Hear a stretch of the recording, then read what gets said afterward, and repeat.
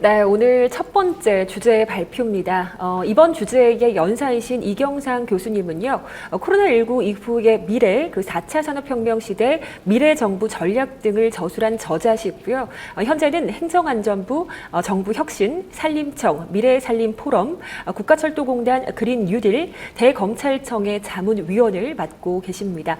지금부터 금융 4.0 디지털 챌린저들이 몰려온다를 주제로 이경상 카이스트 문술미래전략대학원 교수님께서 발표를 진행해 주시겠습니다. 교수님 안녕하십니까? 네, 안녕하세요. 반갑습니다. 네, 요즘은 금융권과 비금융권에 대해서 구분이 참 쉽지 않은 것 같은데요. 아무래도 디지털이 발전하면서 비대면 서비스 등이 늘고 있어서 더욱더 그런 것 같습니다. 이 혁신적이고 파괴적인 디지털 금융 생태계에 대한 인사이트가 조금 필요한 시점이 아닐까 싶은데요. 이에 대해서 우리 교수님께서 발표를 진행을 해주시겠습니다. 기대가 되는 만큼 굉장히 빨리 듣고 싶습니다. 발표 부탁드리겠습니다. 예. 안녕하세요. 반갑습니다, 여러분. 카이스트의 이경상 교수입니다. 금융 4.0 디지털 챌린저가 몰려온다라는 주제로 오늘 제가 말씀을 드리려고 하는데요. 사실 우리가 팬데믹 이전에는 우리가 핀테크냐, 테크핀이냐, 뭐 이런 얘기를 많이 했습니다.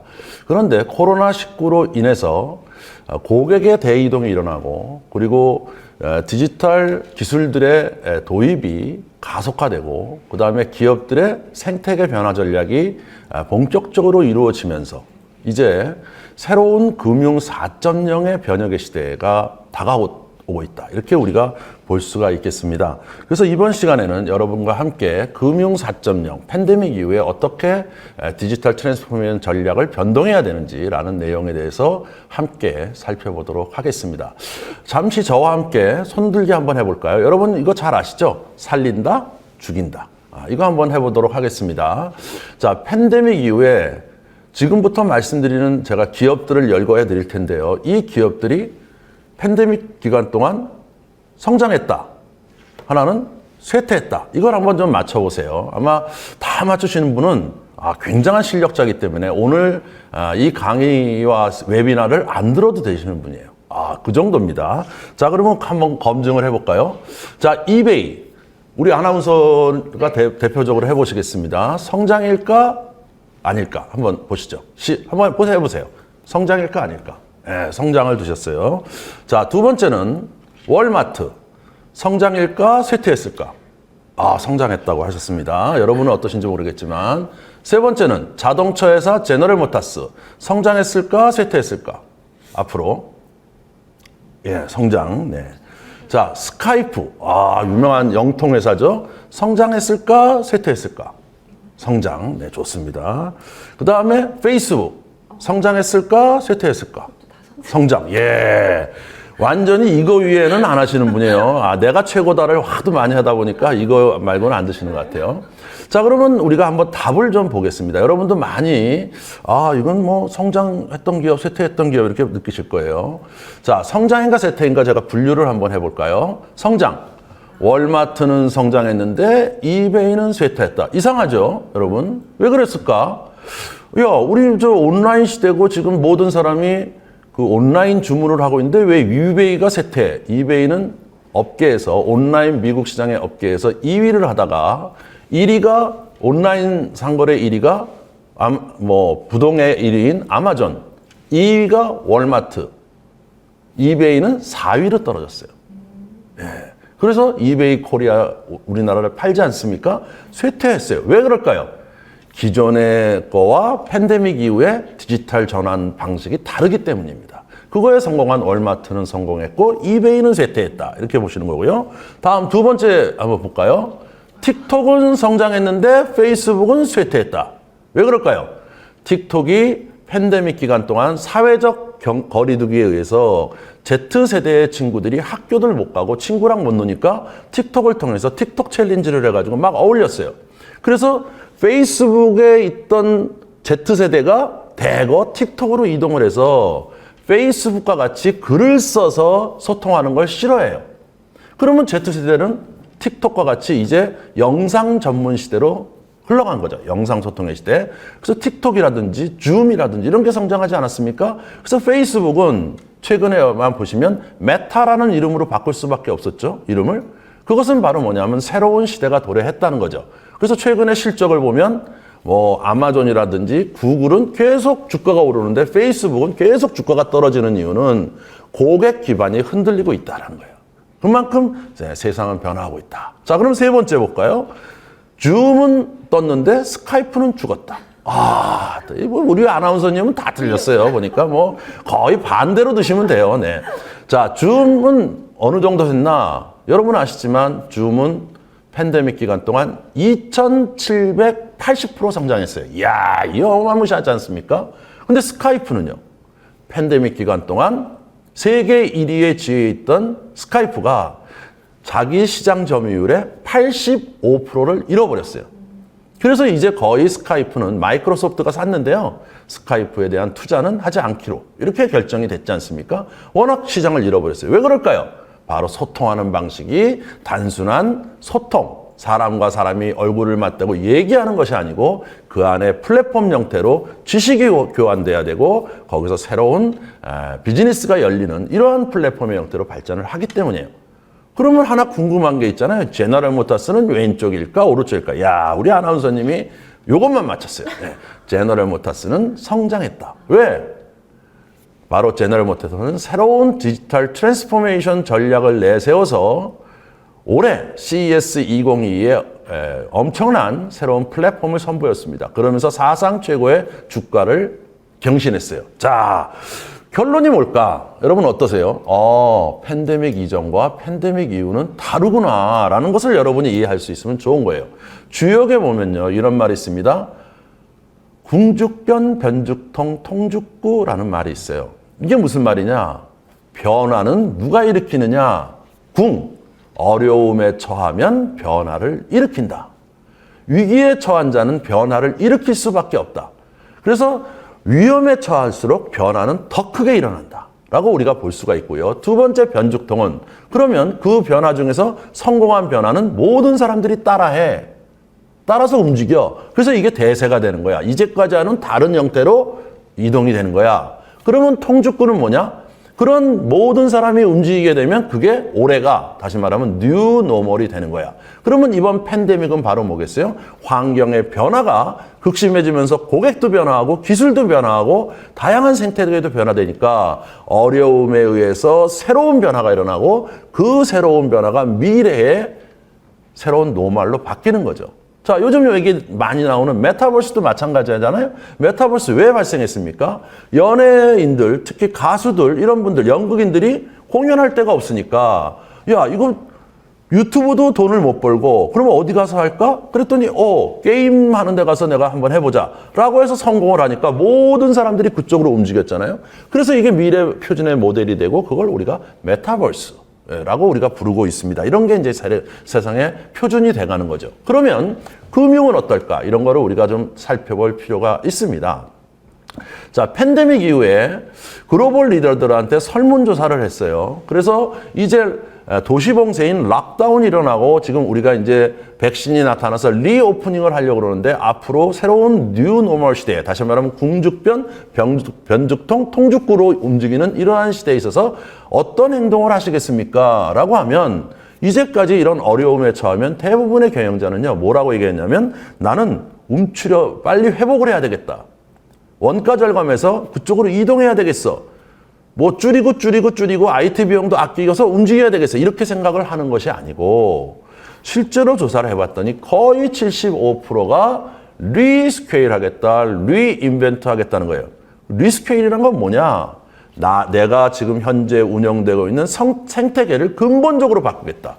리인벤트는 뭐냐? 내가 일하고 있는 프로세스나 일하는 방식을 근본부터 새로운 신기술에 의해서 완전히 전환하겠다. 이런 분들이 75%를 차지하고 있는 겁니다. 그래서 이건 2020년에 팬데믹이 와서 조사한 거고요. 그럼 팬데믹이 지난 1년, 작년 말에 또 조사를 해봤어요. 똑같은 조사를. 그랬더니 뭐라 그러냐면 앞으로 2022년 이후에 2년 동안 글로벌 CEO들의 비즈니스의 10대 우선순위를 조사해봤더니 1번이 뭐예요? 신성장 동력을 만들어야 되겠다. 왜? 새로운 시대에 맞는 새로운 먹거리가 미래에 중요하다. 그래서 생태계를 변화시켜야 되겠다. 그러면 수단은 뭘로 할 거냐? 바로 디지털 테크놀로지를 하겠다. 자, 여기서 디지털 테크놀로지는 뭐예요? 정보화 시대에 있었던 IoT, 인터넷, 클라우드, 빅데이터, 모바일, 소셜미디어 이게 아니고 A, B, C, D, F, AI, 로봇, 블록체인, 클라우드 엣지, 5G 이러한 기술들이 바로 디지털 테크놀로지잖아요. 그걸 가지고 미래 성장을 이끌어 나가야 되겠다라는 생각이 글로벌 CEO들의 공통된 생각이라는 거죠. 그만큼 모든 산업에 가리지 않고 우리가 변화되고 있어요. 그러면 디지털 전환 추진 전략도 이거에 맞춰서 변화돼야 되지 않겠습니까? 자, 다시 설문조사를 해봤어요. 맥킨지 컨설팅이 2021년에 말에 자, 지난 1년 반 동안 여러분이 팬데믹에 위기에 처했는데요. 과거에 했던 인더스트리 4.0, 다시 말하면 4차 산업혁명이 디지털 전환이 도움이 되셨어요? 하고 물어봤더니 80%가 8%가 뭐라 했냐면 와, 미리 변화해 있었더니 팬데믹 위기 동안 운영을 그대로 유지시키고 쇠퇴하지 않는데 굉장히 도움이 됐습니다. 라는 분들이 디지털 전환을 이미 시행한 사람이 88%였어요. 다시 물어봤죠. 그러면 그걸 가지고 앞으로 계속 될 수가 있겠어요? 그랬더니 40%만 그렇다고 얘기한 거예요. 다시 말하면 60%는 팬데믹 이후에는 지금까지 추진했던 디지털 전환 전략을 완전히 바꿔야 된다고 느끼고 있다는 거죠. 그러면 어떻게 바꿔야 되겠느냐라는 게 세 가지가 있는데 첫째는 새로운 생태계를 만들기 위해서 민첩하고 빠르게 이동할 수 있는 전략을 수립해야 되겠다. 자, 두 번째는 자, 이제는 엔데믹, 다시 말하면 코로나와 지속적으로 우리가 함께 살아야 되고 언제든지 멈출 수 있다는 거죠. 따라서 원격에서 일할 수 있는 능력, 원격에서 일할 수 있는 인프라, 원격에서 일할 수 있는 커뮤니케이션, 원격에서 일할 수 있는 네트워크 이런 것들을 잘 갖추고 협업하는 테크놀로지를 가져야 되겠다라는 거예요. 세 번째는 뭐 여러분 잘 아시는 공급망, 다시 말하면 중국이 위험해지면서 공급망에 영향을 주고 물류가 위험해지면서 공급망에 영향을 주고 또 자재 원가가 높아지면서 지금 물가가 뛰고 있지 않습니까? 그렇기 때문에 이런 관리, 이 세 가지가 핵심 관리라는 거죠. 중요한 건 뭐냐면 우리가 변동을 해야 된다는 거예요. 그러면 이제 DT를 통해서 디지털 트랜스포메이션을 통해서 어떤 신성장 동력을 우리가 창출할 수 있을까? 어떤 혁신일까? 라는 걸 보면 지금까지 우리는 ERP를 도입한다든지 SCM을 도입한다든지 뭐 이러한 부서 간 혁신, 프로세스 혁신, 그리고 기업 간 혁신 이런 혁신들을 해왔어요. 근데 우리가 새롭게 지금 디지털 전환 전략이라는 건 뭐냐? 신성장 동력을 만들기 위해서 생태계를 근본적으로 다시 들여다보는 디지털 전환의 새로운 전략을 수립해야 된다라는 것을 우리가 알 수가 있습니다. 그러면 이제 우리가 궁금한 게 또 생겼죠? 그러면 우리 금융은 어떻게 바뀌어야 될까요? 라는 것을 우리가 최신 사례와 함께 여러분과 함께 살펴보도록 하겠습니다. 자, 궁즉변이에요. 자, 팬데믹 기간 동안 궁해진 게 뭐냐면 금융에 대해서 고객의 불신이 시작됐다는 거예요. 85%가 이제 모든 성인은요, 온라인 금융 툴을 기꺼이 사용하게 됐어요. 그렇지 않습니까, 여러분? 예. 근데 미래 부를 만드는데 가장 믿을 수 없는 조직이다는 거에 누가 들어갈까요? 금융회사가 1번이에요. 자, 그렇기 때문에 팬데믹 기간 동안 여러분, 가난한 사람은 아주 가난해졌지만요, 화이트 칼라나 돈을 여유가 있는 분들, 정규직들, 이런 분들은요, 저녁 8시 이후에 친구들이랑 못 하잖아요. 저도 저희 집사람이 2020년부터 지난 2년 동안 여보 돈 내놔 이런 적 없어요. 돈 때문에 저를 괴롭힌 적이 없어요. 왜 그런가 생각해 보니까 제가 밤에 하는 비용이 준 거예요. 해외 여행비 안 나가죠. 그러니까 돈이 모였어. 그러니까 돈이 모였는데 이걸 어디다 쓸 거냐, 어떻게 할 거냐. 미래 부를 만들고 싶어. 근데 금융회사에 넣으니까 금융회사는 이자율이 낮아. 그러면 어디로 이 돈, 목돈을, 이 돈은 잃어버려도 돼. 이 돈을 어디다 넣을까? 어디다 넣었을까요? 첫 번째는 주식에 넣었어요. 그래서 전 세계 주식이 팬데믹 기간 동안 떴습니다. 자, 두 번째는 어디다 넣었을까요? 좀 더 리스크 테이킹 하는 사람들은 비트코인에 투자를 했어요. 세 번째는 어디다 투자했을까요? 부동산입니다. 그래서 전 세계 부동산이 다 떴어요. 우리나라도 마찬가지였죠? 이게 이유가 뭐예요? 금융회사가 그만한 서비스를 만들어주지 못한다는 거예요. 이것이 하나의 새로운 현상이 되겠죠. 두 번째, 보험 쪽으로 한번 넘어가 볼까요? 보험. 디지털화되고 있는 고객들이 왜 기존에 있는 보험회사를 자꾸 떠나서 다른 쪽으로 이동을 하는가를 봤더니 39%의 이동한 사람들한테 조사를 해본 거예요. 그랬더니 더 나은 나한테 개인화된 고객 경험을 주기 때문에 그 회사로 옮겼어요. 11%는 보험 정책이 변경됐어요. 그런데 18%는 뭐냐면 일시적인 경제 위기가 오니까 나는 다른 회사, 다른 쪽으로 이동할 수밖에 없어요. 이 중에서 중요한 건 뭐냐면 보험에 대한 불만인 겁니다. 보험은 뭘까요? 소통을 안 해야 되는 것이에요. 보험회사 입장에서는요, 고객이 자꾸 전화 온다는 건 뭐예요? 사고 났습니다 하고 전화 오는 거잖아요. 그러니까 소통을 하면 할수록 회사가 가난해진다, 돈이 나간다, 이런 생각을 가져서 보험을 가입할 때 이외에는 소통이 없는 무소식이 희소식이 되는 비즈니스 형태를 이룩하고 왔다는 거죠. 근데 팬데믹 기간 동안 이제 고객이 변화가 된 거예요. 무슨 소리냐면 고객의 71%는 보험회사에서 좋은 고객 경험을 받아본 적이 없다라고 불만을 하고 있는 거예요. 47%가 명확하게 불만을 표현하고 있고요. 54%가 왜 그런 불만이냐? 54%는 내 개인화된 정보와 상관없이 자기네가 만든 서비스와 자기네가 만든 보험 상품에 나를 집어넣는 것이다 라는 거예요. 그래서 개인화되지 못한다, 소통을 하지 못한다, 이것이 가장 큰 불만이 되는 것이죠. 자, 그러면 우리 금융에서 지금까지 생각했던 디지털 트랜스포메이션은 뭘까요? 기술 중심이에요. 자, AI를 어디다 쓸까? 자문가가 없는 투자, 이런 쪽에 쓰자. 블록체인을 어떻게다 쓸까? 중개 없는 결제를 해서 비용을 낮추자. 보안을 어디다 쓸까? 이런 식으로 기술을 어디다 쓸까를 들여다보았던 거죠. 그게 팬데믹 이전에 금융회사들의 디지털 전환 전략의 핵심이었어요. 근데 이제는 뭐라는 거죠? 지금 여러분 아마 눈치 빠른 분들은 아실 거예요. 생태계의 근본적인 변화. 왜냐하면 고객이 변화하고 있다는 거죠. 그래서 브래트 킹이라는 분의 뱅크 4.0 이게 부동의 아마존의 베스트셀러였습니다. 이 베스트셀러를 온 사람들이 다 들여다봤는데 이 책의 내용을 제가 딱 요약한 거예요. 뭐라고 요약됐냐? 시스템 기반으로, 기술 기반으로 기술 혁신을 하는 디지털 전환하는 전통은행들은 이제 운명을 결정할 갈림길에 직면해 있다. 자, 이제 새롭게 나타나는 돌연변이적 미래 금융 생태계에서 통합되거나 아니면 쓸모없게 된다. 자, 그런데 왜 그러냐 하면 이제 은행의 재무 서비스는 독특하지가 않다.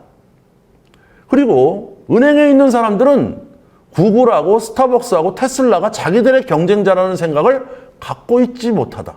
이제 그런 은행들은 사라질 것이다. 결국 생태계와 생태계의 중간에 영역 구분이라는 건 없다라는 거죠. 그러면 이런 고객 삶을 둘러싼 금융 서비스는 우리가 껍질이 깨지는 이런 마찰 구도를 누가 없애가면서 성공할 수 있느냐가 미래의 핵심이다라는 것이 바로 이 뱅크 4.0의 얘기예요. 예를 들어 볼게요. 스타벅스는요, 은행보다 더 많은 고객 예탁금을 보유하고 있어요. 자, 여러분 아십니까? 저는 스타벅스 앱이 있고요. 거기에 자동 충전금이라는 게 있어요. 자동 충전금이 뭡니까? 스타벅스에서 매번 카드 꺼내기 귀찮으니까 사이렌 오더를 딱 하면 자동 지불되잖아요. 자동 지불되면서 내가 설정을 해놓으면 10,000원 이하가 딱 되면 저는 자동적으로 30,000원을 보충합니다. 그러면 이거는 뭐예요? 고객이 그냥 우리로 은행으로 치면 예탁금이잖아요. 예탁금이죠. 그죠? 이게 얼마나 될까요? 2020년 1분기에만 14억 달러, 우리나라 돈으로 1조 6천억의 고객 자동 충전금을 스타벅스가 갖고 있어요. 그러면 얼마나 되는 거예요? 시중은행보다 훨씬 많아요, 예탁금이. 이야, 그쵸? 우리나라의 증권사로 보면요. 우리나라 17개의 증권사가 있는데 거기에 외화 예탁금 규모를 보면 1위가 누구냐 하면 미래에셋대우예요. 얼마를 갖고 있습니까? 1조 6천억을 갖고 있잖아요. 여러분 똑같죠? 그러니까 우리나라의 제일 1위인 미래에셋대우만큼의 고객 예탁금을 갖고 있어요. 그러면 앞으로 스타벅스는 이걸 가지고 뭘 할까요? 여기서 나온 여러 가지 이자가 어마무시할 거 아니에요. 이걸 가지고 고객 마케팅에 현재는 쓰고 있습니다. 그 혁신에 쓰고 있고. 그렇지만 앞으로는 어떻게 될까요? 스타벅스는 변화합니다. 어떤 형태로 올까? 많은 미래학자들은 스타벅스가 이것을 가지고 완전히 새로운 금융에 뛰어들 거다. 완전히 새로운 금융의 생태계를 만들 것이다. 이렇게 예상을 하고 있다는 거죠. 또 하나 볼까요? 테슬라 같은 경우에 최근에 보면 비트코인으로 차를 구매할 수 있다는 서비스를 했어요. 그렇죠? 테슬라는 최근에 보험을 자기네가 취급하고 있습니다. 앞으로 미래 자동차는 보험 산업이 존재할까요? 자, 자동차 회사들이 스스로 보험을 할 뿐 아니고 여러분 생각해 보세요. 미래의 자율자동차예요. 내가 자율자동차를 타고 다니는데 내가 차를 몰지도 않고 인공지능이 몰았어요. 내가 인공지능 훈련시킨 적도 없어요. 근데 인공지능이 차 사고를 냈어요. 그러면 제가 자동차 보험으로 그 인공지능이 낸 사고를 책임져야 됩니까? 아니죠. 미래는 제조자 책임법으로 바뀝니다. 그러면 자동차 보험 시장은 어떻게 될까요? 완전히 새로운 시장으로 바뀔 수밖에 없는 거예요.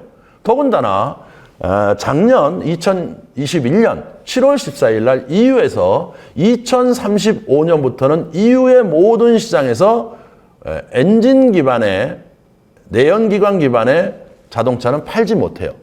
법제화됐습니다. 그러면 이제 앞으로 보험은 어떻게 되는 거예요? 보험의 산정 기준과 보험의 유지하는 방식은 근본적으로 변하지 않으면 미래에 생존할 수가 없습니다. 자동차 보험인 경우에. 그렇기 때문에 우리는 테슬라가 경쟁자가 될 수 있다는 거예요. 자, 그러면 조금 더 이제 볼까요? 과거에는 우리가 핀테크라는 말을 많이 쓰고 테크핀이라는 말도 많이 썼습니다. 그래서 이런 쪽의 영역은 스타트업과 같은 조그만 회사들이 하는 거야. 그래서 그런 회사들하고 우리가 생태계를 통해서 걔네들하고 어떻게 협력을 할까? 이게 전통 회사들의 생각이었어요.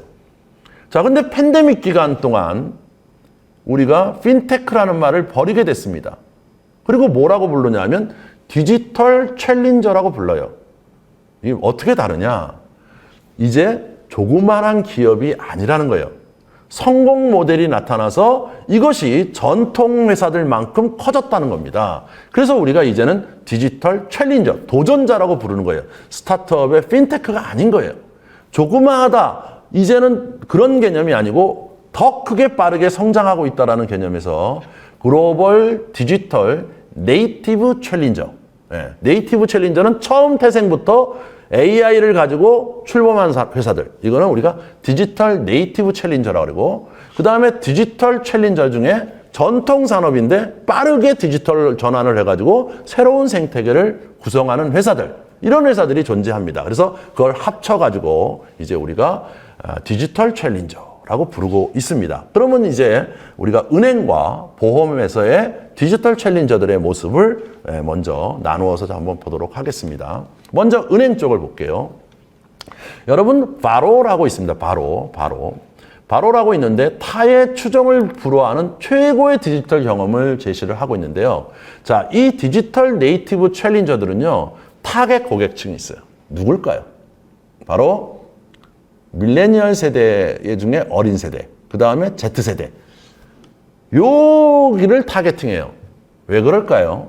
자, Z세대와 밀레니얼의 맨 마지막 어린 세대는요, 지금 이제 사회에 진출을 했습니다. 부는 형성하지 못했지만 이 사람들은 미래의 경제의 주역이 돼요. 근데 이 사람들의 생각이 달라요. 기존에 있는 사람들과 이 사람들의 문화가 달라요. 따라서 이 밀레니얼 세대나 Z세대를 장악하고 그 세대를 통해서 미래의 금융 생태계를 장악하자라는 게 이 디지털 네이티브 챌린저들의 가장 핵심 목표입니다. 그래서 바로는 밀레니얼 세대와 같이 전통적인 은행 서비스를 받지 못하는, 나이에 의해서 받지 못하거나 소득이 적어서 받지 못하는 그룹을 대상으로 해서 서비스를 시작하는 거죠. 그렇게 해서 어떻게 됐을까요? 월 수수료나 초과 인출을 조절해 다양한 이제 모바일 경험을 제시를 했는데, 자, 놀랍게도 2020년에 어마무시한 성장을 합니다. 그래서 2020년에 영국에서 미국에서 전국적인 사업권을 획득한 최초의 챌린지 뱅크가 된 거예요. 전국적으로 이제 모든 사업을 다 할 수 있는 그러한 틀을 받았습니다. 앞으로 이 영향이 우리나라에는 올까요, 안 올까요? 오죠. 그래서 지점이 하나 더 없지만 이 기업은 팬데믹 기간 동안 엄청난 성장을 했다는 거죠. 그래서 이제 정식적으로 모든 전통적인 은행들과 함께 경쟁할 수 있는 면허를 받았습니다. 자, 팬데믹 기간 동안 어떻게 했느냐? 여기는 컨텐츠를 줬어요. 팬데믹 기간 동안 경기 부양책이 있는데 그거를 어떻게 하면 경기 부양책을 받을 수 있나요? 팬데믹 기간 동안 가난해진 사람은 어떻게 돈을 더 벌 수 있나요? 이러한 새로운 개념의 수수료도 완전히 낮추고 저축에서 벗어나서 저축을 거꾸로 돈을 쓰면 할 수 있고 세금 환급, 코로나 경기 부양금, 그다음에 실업수당 등을 간편하게 아주 젊은 세대들이 간편하게 정책에 맞는 정보를 만들 수 있고 서류를 준비할 수 있고 서류를 전송해주고 서류를 보험금을 관리해주는 단순하게 들어온 돈의 예금 교자가 아니고 모든 거기에 관련된 정보를 주고 거기에 서류까지 관리할 수 있는 정보를 관리할 수 있는 종합 매체가 된 거죠. 그래서 여기 사이트를 보세요. 새해 세뱃돈을 받으면 어떻게 내가 요번 새해에는 어떻게 해야 돈을 벌 수 있는지 생각해 보십시다. 코비드19 실업수당에 대한 새로운 소식입니다. 해당되세요. 그러니까 이걸 신청하시면 좋겠습니다. 서류를 준비해 드릴까요? 예, 이런 것들이죠. 그렇지 않습니까? 이렇게 실질적인 내가 도움이 되는 컨텐츠를 제공해 주는 은행.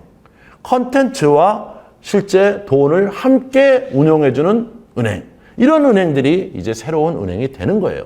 자, 몬조라는 회사는 어떨까요? 몬조는 영국에서 2017년에 나온 회사입니다. 잘 아시겠지만 영국은 샌드박스제에 의해서 핀테크가 창시된 국가이죠. 벌써 500만 명의 개인 고객과 6만 개의 기업 고객을 움직이는 어마무시한 회사이고요. 기업 가치만 해도 12억 파운드의 최고 등급 수상은행입니다. 자, 여기는 뭘까요? 세계에서 없는 가장 뛰어난 접근성으로 새로운 재정 서비스를 제공하자. 타겟 고객은 누구예요? 바로 아까 똑같아요. 밀레니얼과 센테니얼 세대의 주 이용자가 우리의 고객이다. 이렇게 해서 그들에게 돈을 절약하고 돈을 또 거꾸로 소비를 줄이는 이러한 걸 하는 거죠. 내가 돈을 쓰면 예를 들어 목표가 얼마냐. 그런데 인공지능이 이영상 고객님 지금 돈 쓰시는 걸 보니까 이대로 흘러가면은 파산합니다. 그래갖고 나한테 돈을 절약하는 방법을 알려주는 거죠. 그것뿐입니까? 나한테 내가 좋아하는 내가 어떤 포도주를 먹느냐, 그 다음에 어떤 음식을 좋아하느냐, 어떤 치즈를 먹느냐 다 알고 있잖아요. 카드에서. 그러면 내가 허용, 그러면 AI가 저한테 좋아하는 포도주를 3km 떨어진 곳에서 1+1 행사를 하는데 가시겠어요? 여기 쿠폰이 있습니다. 쿠폰을 주는 거죠. 돈을 세이브할 수 있는 정보와 컨텐츠를 줘야 된다는 거죠. 여기에 보는 드렁크 모드는 더 재밌습니다. 이 드렁크 모드는 뭘까요? 카드가 있잖아요. 카드가 또 독특해요. 여러분, 여기에 있는 카드는, 이 회사의 카드는 플라스틱 카드가 아니에요. Z세대는 서스테이너빌리티, 환경을 굉장히 생각합니다. 플라스틱을 안 좋아해요. 그러니까 이거는 특수 철로 돼 있어요. 그래서 내가 다 쓰고 보내면 이거를 녹여가지고 또 만들 수 있는 이게 순환 경제라고 하거든요. 그런 카드예요. 플라스틱이 아닙니다. 그리고서 내가 드렁크 모드를 딱 신청하면 어떻게 되겠어요? 제가 밤 8시 이후에 나도 모르게 골든벨 쳐요. 오늘 내가 쏠게. 그리고 아침에 일어나면 후회하는 사람 많습니다. 저도 젊었을 때 상당히 많은 후회를 했어요. 근데 이게 뭐예요? 내가 딱 돈을 쓰려고 그랬더니 저한테 뭐라 하냐면 지금 8시 이후에 갑자기 50만 원을 써. 그러면 나한테 당신 지금 술 안 취했다는 증거를 보여. 그래갖고 막 뭘 하면은 그거를 나다 보면 정신을 차리게 되죠. 그렇지 않습니까? 그럼 돈을 안 쓰게 하는 거예요. 그래도 자꾸 누른다. 그러면 제 와이프한테 전화가 가는 거죠. 그리고 전화가 와요. 여보, 지금 뭔 일을 하는 거야? 그럼 정신이 안 들어요? 버쩍 들죠. 이게 드렁크 모드예요. 내가 술 취해가지고 소비하는 걸 줄여주는 거죠. 예, 이런 형태의 재밌는 이러한 새로운 비즈니스를 만들어갖고 젊은 세대를 열광시키는 거예요. 자, 그러면 우리가 이제 또 인슈어런스 쪽을 보죠. 인슈어런스 뭘까요? 왜 존재해야 되는 거예요? 자, 이거 한번 보죠. 은행이라는 건요, 갑자기 돈이 필요하기 때문에 부족한 걸 모았다가 필요할 때 쓰는 거예요. 인슈어런스는요, 갑자기 우발적인 사고에 대비해서 돈을 모아놨다가 보상받는 거예요. 우발적인 상황에 쓰려고 모아놓는 건 똑같은데 은행은 개인이 모아놨다가 개인이 쓰는 거고 인슈런스는 여러 사람이 같이 돈을 모아가지고 사고 당하는 사람한테 나눠주는 거죠. 같이. 이게 품앗이잖아요. 그러면 인슈런스라는 건 뭘 중요하죠? 뭐가 중요하죠? 보험의 이익은 위험 발생률이 치명적입니다. 위험 발생률. 다시 말하면 이 사람이 위험을 발생시킬 수 있는, 다시 말하면 건강보험이다. 그러면 제가 사망할 확률이라는 게 굉장히 중요한 거죠. 보험회사에서는. 그거에 따라서 받는 보험 수가가 달라지는 거 아니겠어요? 그래서 이걸 뭐라 하냐면 언더라이팅이라고 불러요. 그래서 보험회사들은 이런 언더라이팅이 굉장히 중요한 일이 됩니다. 자, 그런데 보험회사의 몇 개의 사례를 보시죠. 새로운 보험들이 나타났어요. 팬데믹 기간 동안 엄청나게 성장한 기업들만 보겠습니다. 첫째는 레모네이드예요. 레모네이드는 Forget everything you know about insurance. 지금까지 알고 있었던 보험은 잊으세요. 라는 겁니다. 처음부터 디지털 AI 네이티브, 다시 말하면 AI를 기반으로 해서 만들어졌어요. 2015년에 만들어져가지고 주택 소유자에게 세입자와 그 다음에 세입자들에 대해서 보험과 홈 컨텐츠를 가지고 제공해줘가지고 컨텐츠를 직접적으로 주고받는 그러한 회사가 되겠습니다. 자, 여기에는 두 가지 AI가 있는데 AI 마야가 있고 AI 찜이 있어요. 그래서 AI 마야는 뭐냐면 가입하는 여자 인공지능이에요. 그래서 대화를 하면 이해하기 쉬운 즉각적인 보험 체결을 도와주는 거예요. 그래서 90초 만에 딱 보험에 가입합니다. 찜은 보상을 해주는 AI예요. 그래서 신속한 보상금을 입금시켜줍니다. 3분 안에 입금해줘요. 자, 그래서 처음에는 3초 만에 줬어. 야, 나 보험 이거 났어. 그랬더니 3초 만에 통장에 입금돼가지고 이게 놀라운 홍보 효과가 돼서 성공한 기업 중에 하나죠. 그러면 어떻게 이게 가능할까요? 자, 여기에는요. 바로 100만 명의 고객의 70%가 35세 이하고요. 처음 보험에 가입해봐요 하는 사람이 90%예요. 다시 말하면 뭐예요? Z세대, 밀레니얼 세대들을 장악하는 거죠. 이 사람들은 미래의 보험시장으로 가는 사람들이잖아요. 그래서 여기를 장악해서 커진 거예요.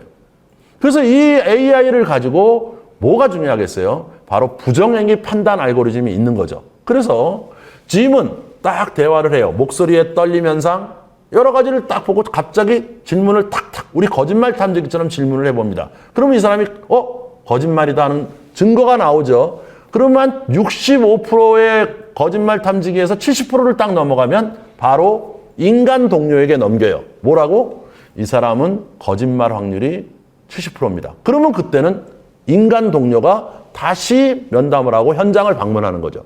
그렇지 않고 확실한 것들은 그냥 처리해 주는 거예요.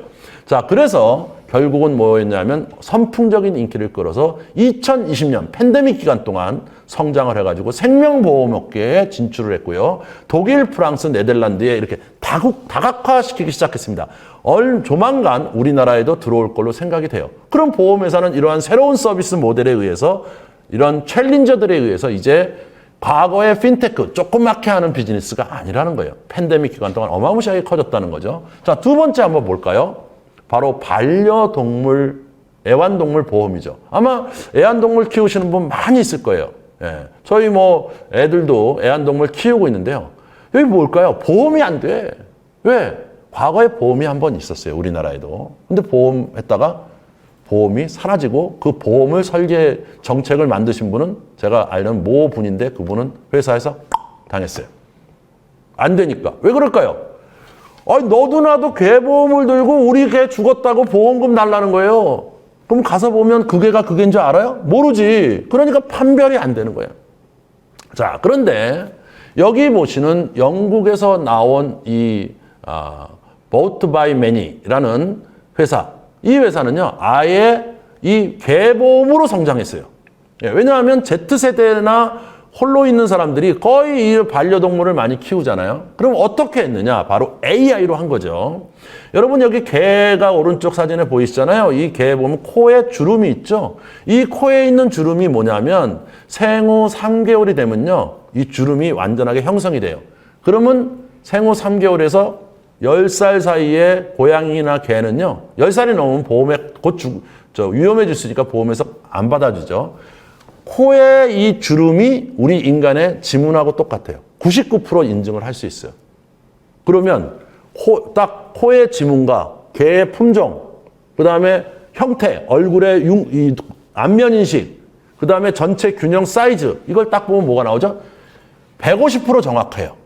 자, 그럼 어떻게 됐어요? 보험 가입을 딱 하면 AI가 그럽니다. 자, 코를 찍어주세요. 딱 찍고. 얼굴 윤곽을 찍어주세요. 딱 찍고. 그랬더니 뭐라 그래요? 이미 가입되어 있는 개입니다. 이렇게 나오는 거죠. 그렇지 않습니까? 그래서 가입을 하면 이제 경쟁 업체가 충족해주지 못한 고객 욕구를 개인화주는 보험 모델이에요. 무슨 소리입니까? 어떤 사람도요, 보험에 개를 가입하면서 또는 내가 건강보험에 가입하면서 건강보험을 타려고 가입하는 사람은 없어요. 개와 오래 내가 반려를 하고 싶어. 예? 같이 파트너로서 오래 생활하고 싶어. 안 아팠으면 좋겠어. 그리고 나는 오래오래 안 아프고 살았으면 좋겠지. 내가 건강보험을 타려는 사람은 없지 않습니까? 그러면 뭐가 중요하겠어요? 바로 컨텐츠가 중요하다는 거죠. 이게 이 기업이 깨달은 거예요. 그래서 품종별 선천적 질병, 그 다음에 매주 이번 주에 개의 변의 색깔 한번 찍어주세요. 딱 찍으니까 뭐라 그래요? 아, 이 품종은 이런 병에 걸릴 수 있으니까 일단 주는 사료를 이렇게 바꿔보시고요. 조금 더 이상하면 병원에 빨리 가보세요. 그러면 개랑 오래 버틸 수 있고 개가 위험에 안 처할 수 있잖아요. 이런 컨텐츠 비즈니스를 준 거예요. 그래서 어떻게 됐을까요? 50만 마리의 반려동물 고객을 확보했고요. 3년 연속 1억 8천만 유로의 매출을 기록했고요. 기업 가치가 16억 유로. 그 다음에 인슈런스 쪽에 가장 디지털 혁신상을 계속 받았습니다. 자, 이렇게 되면서 여기에서 얻어진 걸 갖고 뭐 할까요? 이제 반려동물의 주인의 생명보험, 자동차 보험으로 나가는 거예요. 그러면 앞으로는 어떻게 될까요? 이 사람들이 기존의 보험회사들을 깨부술 수 있다는 거죠. 자, 또 하나 팬데믹 기간 동안 나타난 디지털 전환 사례 보겠습니다. 이 디스커버리 라이프라는 회사예요. 여러분, 이 회사는 전통 회사입니다. 전통 회사가 이제 디지털 챌린저가 된 거죠. 이 바이털리티라는 걸 만든 디스커버리 라이프인데요. 1992년에 남아프리카 공화국에서 창업을 했어요. 그래서 이 회사는 이제 어떤 걸 생각했냐면 팬데믹 기간 동안 많은 사람이 돌아가셨죠? 돌아가신 분들을 보면 뭐예요? 당뇨, 암, 심장질환, 폐질환 이런 기저질환자잖아요. 이 기저질환자들의 거의 대부분이 흡연한다든지 영양이 부족하다든지 또는 신체 운동활동이 부족한 사람들이에요. 이 사람들이 거의 사망률의 50%를 차지해요. 그래서 이 회사는 어떻게 생각했냐면 보험에 가입해서 아프시면 드립니다가 아니고 보험에 가입하면 이 병이 안 걸리게끔 해주는 게 궁극적으로는 우리가 보험금도 안 나갈 뿐 아니고 새로운 생태계를 만드는 방식이구나라는 걸 깨달은 거예요. 자, 그러면 누가 파트너예요? 자, 여기에 가입한 고객이 나이키 밴드, 나이키나 피트밴드 또는 삼성 워치를 차고 운동을 해요. 그럼 여기 기록이 나오잖아요. 우리는 이 기록 관리를 그냥 관리만 해준다는 게 우리나라의 보험인데 그게 아니고 포인트를 주는 거예요. 포인트를. 그 다음에 내가 당뇨가 있습니다. 저 같은 경우에. 그러면 저한테 뭐가 오냐면 3월 달에, 4월 달에 좋은 두릅이 나옵니다.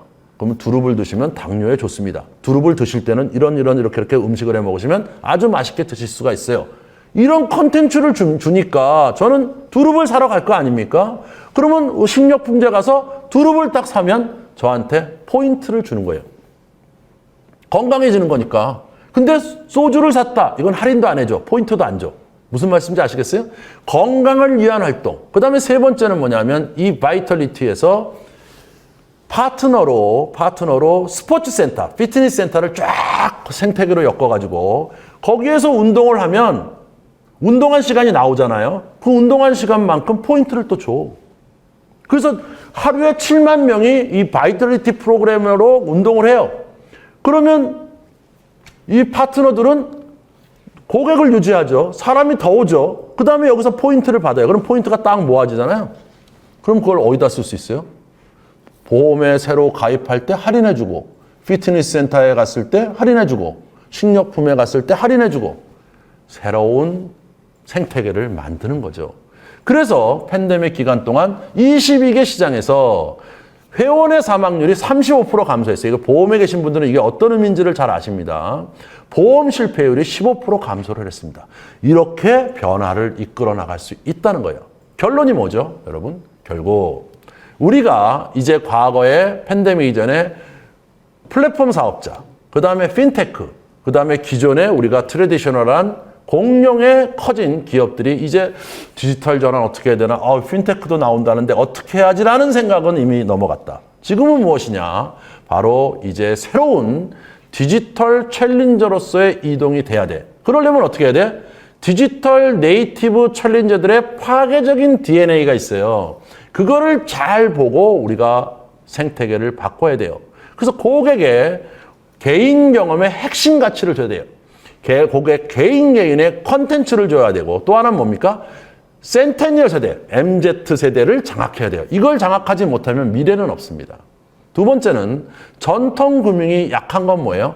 가치사슬을 넓히지 않는다는 거예요. 이게 넓혀졌다. 다시 말하면 여러분, 스타벅스도 우리의 경쟁자가 될 수 있고, 테슬라도 경쟁자가 될 수 있고, 옆쪽의 산업의 생태계의 변화가 우리에게 영향을 줄 수 있다. 그래서 그걸 가지고 새로운 세그멘트에서 성공하고, 마케팅도 즐겁고 전파력이 강하게 하고, 그래서 성공한 플랫폼을 만든 다음에 확장해 나가는 이러한 새로운 디지털 전환 전략이 필요한 것이 바로 팬데믹 이후에 우리 금융들의 민낯보기, 금융의 디지털 전환 전략의 민낯보기가 아닐까 싶습니다. 이상 제 강의를 마치고요. 여러분이 질문해 주신 질문에 대해서 답변을 드리도록 하겠습니다. 감사합니다. 네, 교수님 좋은 강연 감사드립니다. 아마 많은 분들이 좀 유익한 시간이 되셨을 것 같은데요. 말씀 주신 것처럼 채팅창을 통해서 질문들을 조금 올려주셨습니다. 우선 첫 번째 질문 좀 소개를 드리겠습니다. 윤서구님께서 질문을 주셨는데요. 금융권에 중요한 IT 기술들이 많지만 그중 가장 빠르게 선도해야 할 기술이 있다면 어떤 것이라고 생각하십니까? 라는 질문입니다. 이거 중요한 질문입니다. 우리가 디지털 기술이라면 제가 항상 얘기하지만 6가지가 있습니다. A, B, C, D, E, F예요. A, B, C, D, E, F 이 6가지를 잠깐 설명드리면 A는 AI 로봇, B는 블록체인, C는 클라우드 엣지, D는 디지털 데이터, E는 에코 플랫폼, F는 5G입니다. 그러면 금융권에서는요, 5G나 클라우드 엣지, 다시 말하면 로봇들이 돌아다니는 이런 기술들은 사실 큰 관련성이 없어요. 그러면 나머지 중에서 이제 관련성이 있다고 보겠는데요. 아무래도 이제 가장 빠르게 적용해야 될 거는 바로 AI입니다. AI는 뭐 여러분도 잘 아시겠지만 기술 중에 중요한 기술 중에 하나예요. 근데 그거 못지않게 금융 입장에서는 아주 들여다봐야 할 기술이 바로 블록체인 기술이에요.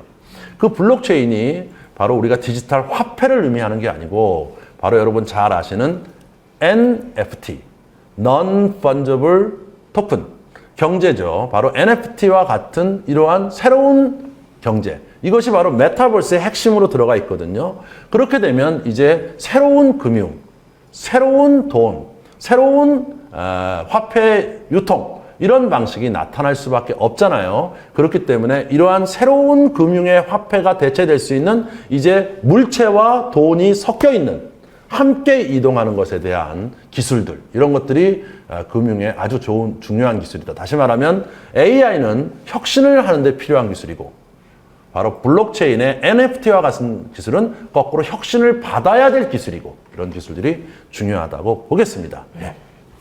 네, 두 번째 질문도 올라왔습니다. 우리 변강은님께서 질문을 주셨는데요.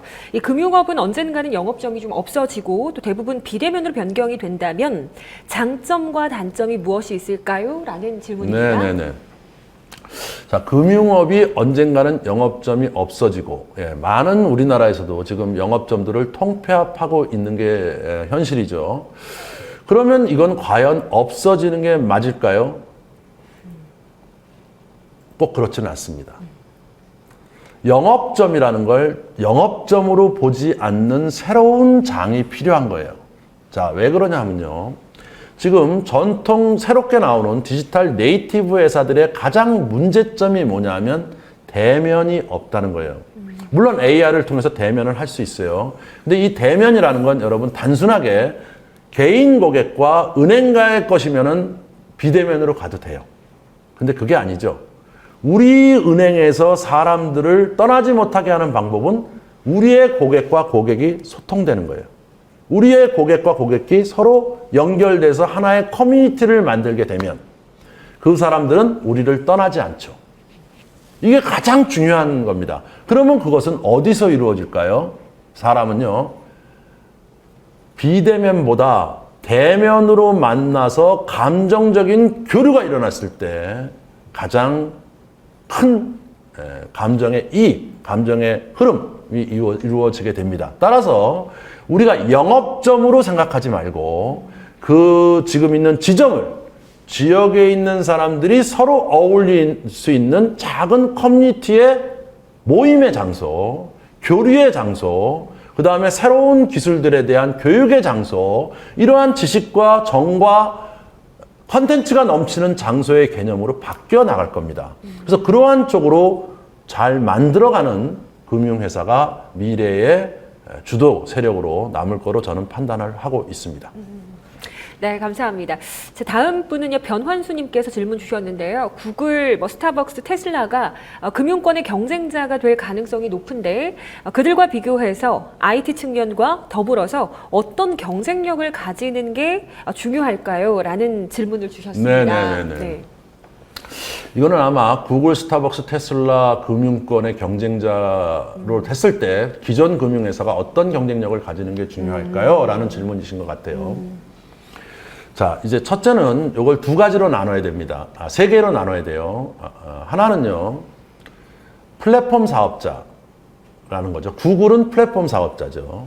또 하나의 카테고리는 스타벅스와 같이 완전히 금융하고는 상관없는데 금융으로 들어오는 뉴 엔트리가 되겠고요. 테슬라는 금융하고 관련이 있는데 자기네가 금융을 가져가려는 어떤 변화에 의해서 일어나는, 이게 세 개 그룹으로 보셔야 돼요. 그러면 먼저 플랫폼 사업자들에 대해서 보겠습니다. 플랫폼은 이제까지는 플랫폼 사업자들, 다시 말하면 우리가 빅테크라고 하는 플랫폼 사업자들의 전성시대였어요. 그리고 뭔가 하려고 그러면 이 플랫폼 사업자들의 플랫폼을 이용해서 우리가 거기서 비즈니스를 하자라는 구조였습니다. 근데 팬데믹 기간 동안 이것들이 바뀌기 시작하고 있습니다. 무슨 소리냐? 자, 플랫폼 사업자를 통해서 우리도 그 플랫폼에서 뭔가를 만들자라고 하는데 치고 성공한 게 없었다는 거예요, 지금까지. 자, 예를 들어 보겠습니다. 내가 호텔을 하고 있어요. 에어비앤비를 통해서 내가 뭔가를 해야 되겠어 라고 했는데 고객 관리는 다 에어비앤비에서 하는 거예요. 나는 고객 관리 못 하잖아요. 그러면 고객을 결국 잃어버려요. 그리고 그러한 중간 마진을 너무 많이 먹습니다. 그래서 미국을 비롯해서 빅테크 제재법이 나오고 있는 거죠. 그래서 그런 부분은 차별화가 충분히 가능한 영역이에요. 단지 이제 스타벅스와 같이 이게 새로운 엔트리가 중요한 거죠. 새롭게 들어오는 사람, 디지털 네이티브 챌린저, 여기에는 어떤 경쟁력이냐? 바로 고객을 사로잡아야 돼요. 고객입니다. 이건 기술적인 요인이 아니에요. 그럼 고객은 누굴까요? 바로 이쪽에서 들어온 세대들이 Z세대를 잡는 거예요. Z세대를 잡으면 결국 Z세대가 돈을 벌었을 때 기존 금융이 커버를 못하는 거예요. 그렇기 때문에 이건 미래 경쟁력이기 때문에 빠르게 Z세대를 어떻게 잡을까로 이동을 해야 되는 거예요. 이거는 차별화된 경쟁력의 문제가 아닙니다. 그 다음에 이제 테슬라와 같은 경우는 뭐냐면 자동차가 환경 문제로 근본적으로 경쟁 구조가 바뀌니까 이동을 하는 거잖아요. 그래서 그러한 측면에서의 변화, 이런 것들을 각각 다른 측면으로 경쟁 우위를 가질 수가 있겠습니다. 네.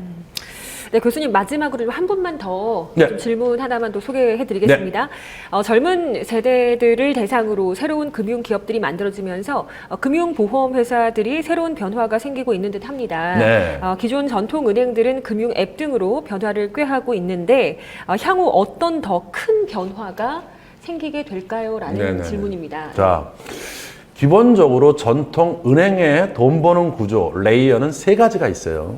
하나는 이제까지 일상거래에서 사람들이 돈 넣고 돈 빼고 카드 쓰고 카드로 쓰고 이런 일상거래라는 측면에서의 돈을 버는 시장이 있겠죠. 여기서는 이제 수수료 중심으로 많이 벌었었습니다. 그게 일상거래요. 그 위에 레벨이 있어요. 그 위에 레벨은 뭐냐면 B2B 거래죠. 기업들한테 대출해주고 대출 이자를 받고, 그죠? 그 다음에 또 기업들의 돈의 흐름에 관여를 해가지고 돈을 버는 시장, B2B 시장이라고 하는 일반적인 기업 시장이 있습니다. 그 위에 레이어는 뭘까요? 대규모 국가 프로젝트에 투자하거나 아니면 큰 투자건에 대해서 돈을 넣어서 거기서 이익을 만들어내는 이런 세 가지 레이어가 그 전통 은행들의 레이어죠. 근데 스마트폰이 등장하면서 맨 아래층의 레이어들이 깨지기 시작했습니다. 은행들이. 그죠?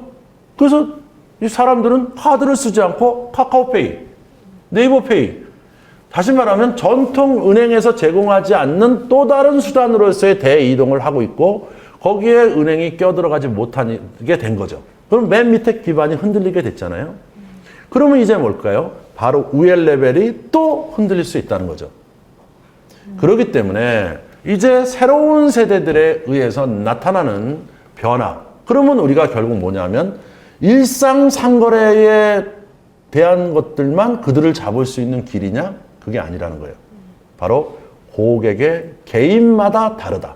고객은 개인마다 까다로운 욕구를 갖고 있다. 그래서 우리 은행도 거기에 까다로운 고객마다 다른 옵션, 다른 서비스를 할 수 있는 역량. 그러려면 고객에 대해서 많이 알아야 되겠죠. 그러한 것 쪽으로 변신을 해야 된다라는 걸 말씀드리도록 하겠습니다. 네, 교수님 좋은 답변 감사드립니다. 자, 시간 관계상 질의응답은 여기까지 진행을 하도록 하겠습니다. 정말 남다른 열정으로 발표를 진행해 주신 교수님께 다시 한번 감사의 인사 전하도록 하겠습니다. 이제 두 번째 발표 준비를 이어가도록 하겠습니다. 잠시만 기다려 주시기 바랍니다.